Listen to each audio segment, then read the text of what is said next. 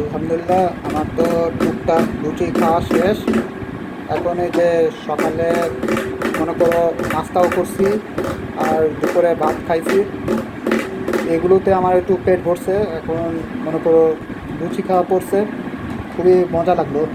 ছোটো খালামণি আমার জন্য এত কষ্ট করে একটা লুচি বানাইছে, সেই লুচিটা খাইতে খুবই ভালো লাগলো। তো ছোটো খালামণির বাসা, এটা হচ্ছে ছোটো খালামণির আগের বাসা। খুবই মানে ভালো লাগলো।